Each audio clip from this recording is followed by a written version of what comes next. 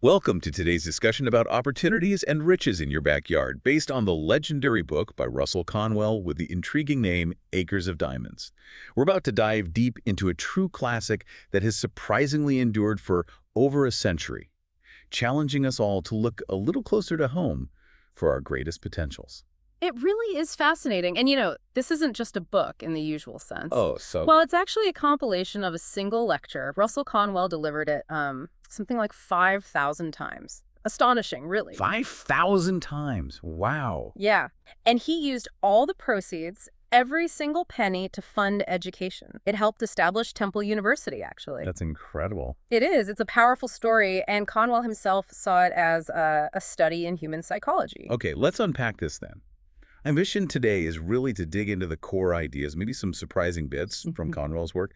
We want to show you how its timeless message still hits home, and maybe why it's considered, essential reading for a lot of people. It starts with that core parable, right? Ali Hafed. Right, the ancient Persian farmer. Many listening might know the basics. He was wealthy, seemed content, orchards, grain fields, money, the whole deal. He had it all, seemingly. But then something changed. What was that catalyst? What shifted his world? It was a visit. An old priest came by and started talking about diamonds. Diamonds, okay. Yeah, about their incredible value, how, Yeah. a handful could buy a country, a mine could make his kids royalty. Hmm. The priest described a diamond as pure carbon deposited sunlight, the last and highest of God's mineral creations. Dramatic stuff. So this idea gets planted in his head. Exactly. And this knowledge, or maybe it's better to say this desire for something more, something else, it just made him feel poor overnight, totally discontented. Even though nothing actually changed in his circumstances. Precisely, he had everything. But the idea of these diamonds blinded him to the wealth he already possessed. It's amazing how powerful an idea can be. So, consumed by this, what did he do? What was the next step? Well, he acted fast. He sold his farm, liquidated everything. Sold a farm? Yep. Left his family with a neighbor and just took off.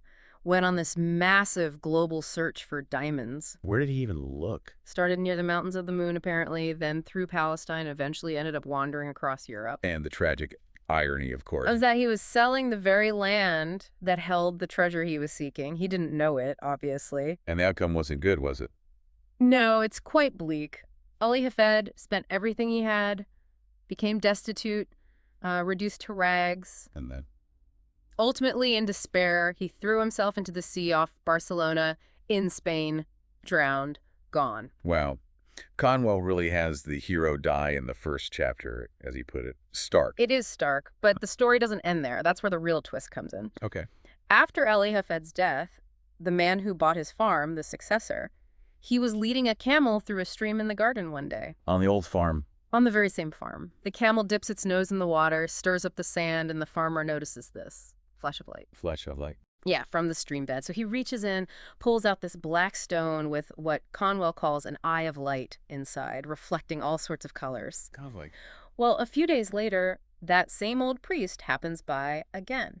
The one who talked about diamonds. The very same one. He sees the stone, identifies it immediately. It's a diamond. No way, right there in the stream. Right there. They rush back, stir up the sands in the garden stream, and find more diamonds. Loads of them, even better ones. So the legendary diamond mines of Golconda were discovered right there. On Ali Hafed's old farm, the source of gems like the Kohinoor, the Orloff, right where he'd been living all along. That is just the ultimate example of looking elsewhere, isn't it? Missing what's right under your nose. Exactly. It's the core idea. Your acres and diamonds are often right where you are. It's about perception, not just location. So Conwell didn't just leave it at the parable, right? He connected this to real life. Oh, absolutely. The lecture was packed with examples from his own time, people making the same mistake. He reckoned 90 out of 100 people do it every day.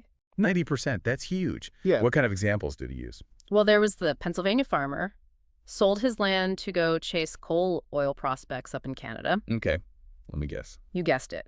Years later, they discovered massive oil reserves right on the farm he sold, worth millions. Ouch, that's painful. Then there was a professor of mineralogy in Massachusetts, complained about his low pay, wouldn't take a job for $45 a week. Yeah. He sold his family homestead. Turns out there was a huge chunk of native silver, like 8 inches square, right there on the property. Probably sat on it, never noticed. Worth a fortune. So if it's so common, what did Conwell think was the key? to not making this mistake. How do you actually see the diamonds? It boils down to recognizing human needs right in your immediate environment. He was adamant. Wherever there's a human need, there's a potential fortune. Yeah. Bigger than any mine. A human need. That's the real diamond mine. That's the idea. It's about being present and observant, not dreaming of distant shores. Okay, so how did this play out practically? You mentioned he had examples of successful people too. Yes, lots of them, like A.T. Stewart, the big New York merchant prince. Right. He apparently failed at first, bought a load of, needles, thread, buttons, stuff he thought people should want. But they didn't? Nope. He only succeeded when he figured out what people actually needed or wanted. Then he just supplied that known demand. So stop guessing, start observing. Precisely. Conwell believed success in any field comes down to that. Know the need, fill the need. Simple, but as he saw it, often missed. What about John Jacob Astor? He's another example, right? Yeah, the fur trader. Became incredibly wealthy. How? Not by just stocking random furs. No. Conwell said he'd literally go watch women in the park, see what styles of bonnets they were actually wearing and seemed to desire. Then he stocked those furs. Direct observation of demand. That's smart. Very practical. Then there are these almost instant success stories he told, like the hat pin inventor. Okay, tell me about that one. A bank cashier hears Conwell speak.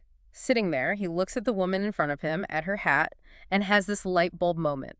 Right there in the lecture. Right there. He thinks, my wealth is in that hat. Goes home, designs a better hat pin, gets a patent. Cost him, what, $52,000 back then? A huge sum, and makes his fortune. From an everyday observation. Just like that. Or the maple sugar guy. Poor man had a maple tree on his land for 40 years, never thought much of it. Yeah. A visitor suggests, hey, why don't you try making that into candy, like rock maple sugar? He tries it, sells it as confectionery, makes $90,000, builds a mansion right where the tree stood, again, recognizing a simple, overlooked need or opportunity. It's almost comical how obvious some of these seem in hindsight. Isn't it? And the Hingham carpenter story. Out of work, poor, just whittling a wooden chain absentmindedly. Okay. Someone asks him what toys he could make to sell. He says, I don't know.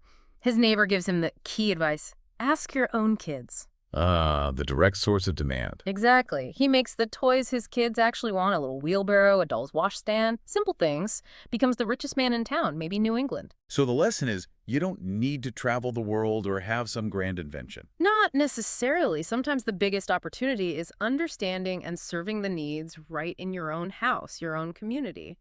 Diligent observation. It does make you pause and think, doesn't it? Look around your own life. Now, Conwell also had some pretty strong views on wealth itself. That quote, you ought to be rich, you have no right to be poor. That sounds intense. It does sound intense, especially to modern ears.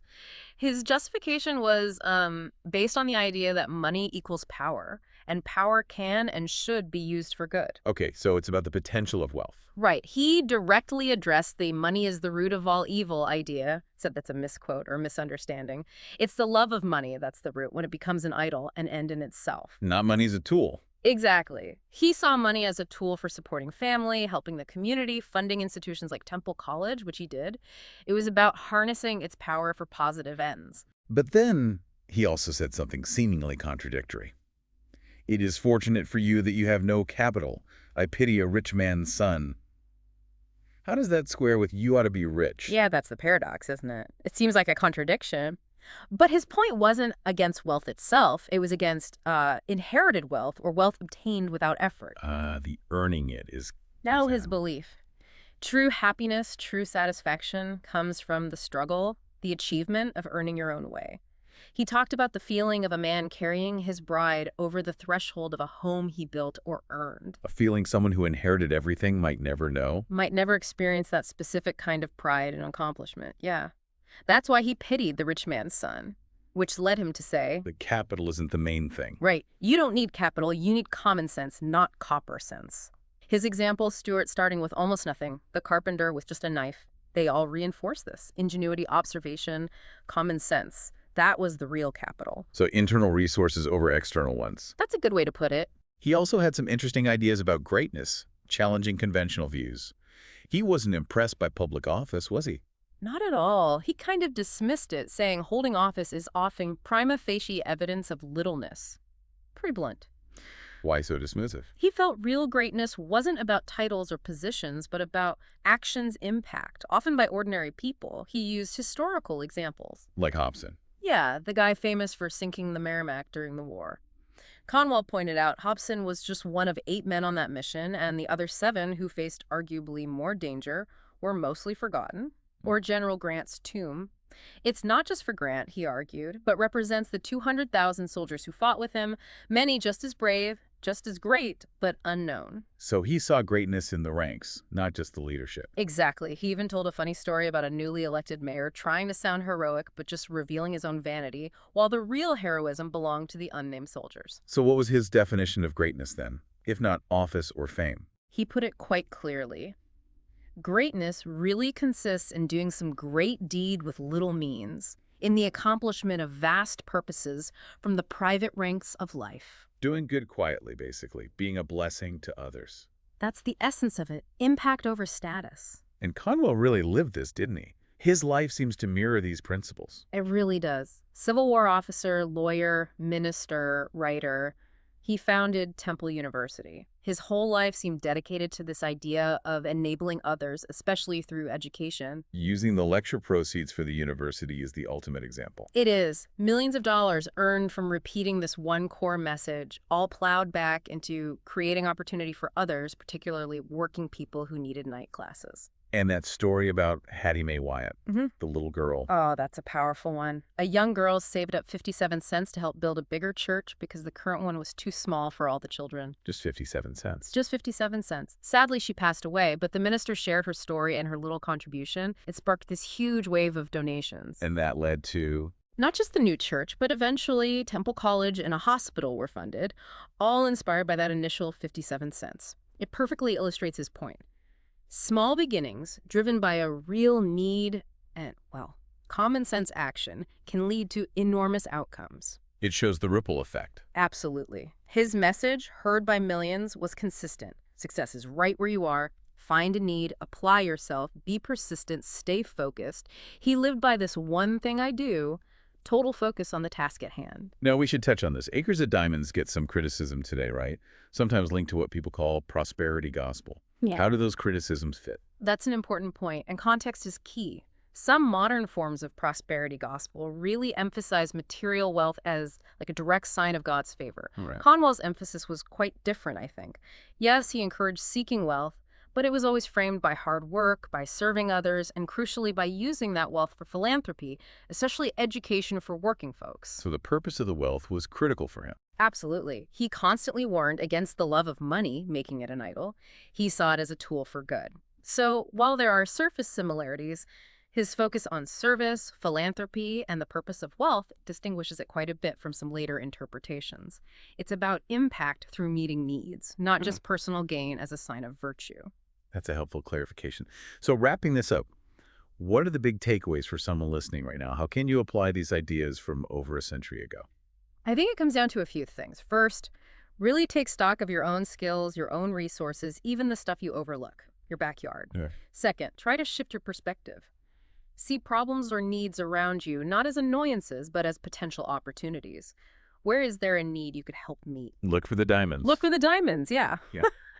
Third, keep learning, stay curious. Insights come from unexpected places. And finally, focus on making a positive difference, even a small one, right where you are. Conwell's message is ultimately empowering. You likely already have the resources you need.